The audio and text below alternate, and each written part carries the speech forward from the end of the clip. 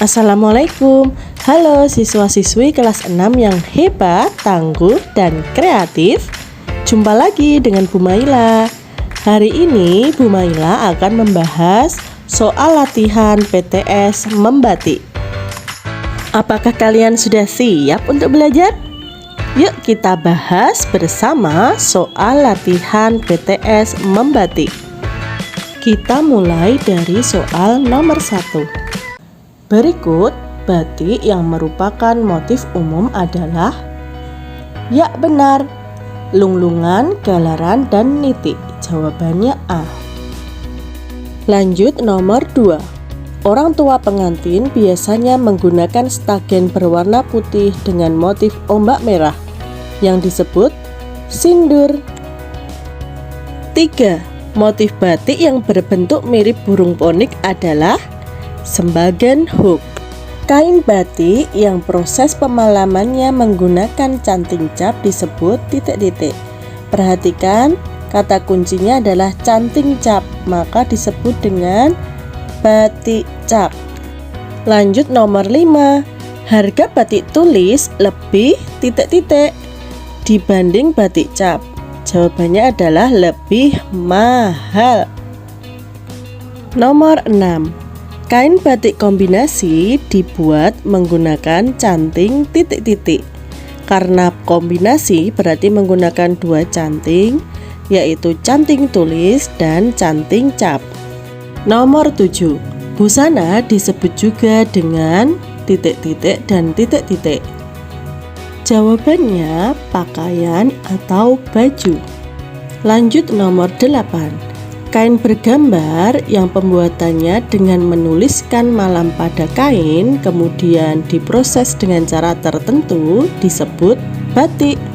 9. Motif sawat, parang rusak, cemukiran biasa dipakai oleh bangsawan keraton. Motif yang berbentuk sayap besar sebagai gambaran burung Garuda kendaraan Dewa Wisnu adalah, yap benar, sawat. Lanjut nomor 11. Motif semen berbentuk titik-titik. Iya benar, berbentuk gunung. 12. Motif cemukiran melambangkan titik-titik. Ya benar, kekuasaan. Lanjut soal 13. Batik yang pembuatannya dengan canting tulis, jelas ya, merupakan batik tulis. Nomor 14. Batik yang pembuatannya dengan canting cap disebut batik cap. Sekarang kita lanjut ke soal nomor 15. Mengapa pembuatan batik tulis lebih lama dibandingkan pembuatan batik cap? Jawabannya adalah karena proses pembuatan batik tulis lebih rumit. Batik tulis dibuat secara manual dengan canting tulis. Lanjut nomor 16. Jelaskan aturan pemakaian jejarit pada wanita. Kain jarit harus menutupi mata kaki agar terlihat sopan. 17. Mengapa pola berulang batik tulis tidak bisa tampil seragam dan sama persis? Hal ini terjadi karena batik tulis dibuat dengan tangan sehingga tidak bisa seragam. Apa makna dalam motif batik? Makna dalam motif batik diantaranya sopan santun dan ajaran perilaku baik, rajin, bekerja keras, dan lain-lain. Sekarang kita lanjut ke nomor 19. Apa yang dimaksud dengan acara mitoni? Acara mitoni adalah tradisi yang ditujukan untuk perempuan yang usia kehamilannya berhasil mencapai 7 bulan. Nomor 20. Sebutkan 3 perbedaan batik tulis dan batik cap. Apa saja ya? Yang pertama, batik tulis dibuat dengan canting tulis, sedangkan batik cap dibuat dengan canting cap. Batik tulis lebih mahal daripada batik cap. Proses pembuatan batik tulis lebih lama dan rumit dibandingkan dengan batik cap. Batik tulis dibuat dengan kain primisima, sedangkan batik cap dengan kain prima. Nah, sekarang kita lanjut ke soal latihan membatik KD 3.2. Yang pertama, daerah yang merupakan daerah perbatikan di Bantul adalah titik-titik. Wukirsari benar, Pajangan juga benar, jadi jawabannya A dan D. Nomor 2, sejarah pembatikan di Indonesia berkaitan erat dengan perkembangan kerajaan titik-titik. Jawabannya Majapahit. 3, motif parangklitik dikenakan oleh titik-titik di istana. Siapa yang tahu? Ya benar, para putri. Nomor 4, para patih atau pepatih dalam menggunakan motif titik-titik. Yap benar, parang rusak barong. Nomor 5, orang tua menggunakan jejarit motif teruntum pada upacara titik-titik. Yap benar, pada upacara pernikahan anaknya. Lanjut soal nomor 6. Motif parang kesit, parang klitik, parang rusak, parang kusumo, parang parung dipakai oleh para titik-titik. Ada yang tahu? Iya benar, bangsawan keraton. Sekarang kita lanjut ke nomor 7. Motif yang dipakai oleh abdi dalam adalah titik-titik. Ada yang tahu? Iya benar, parang rusak gendre.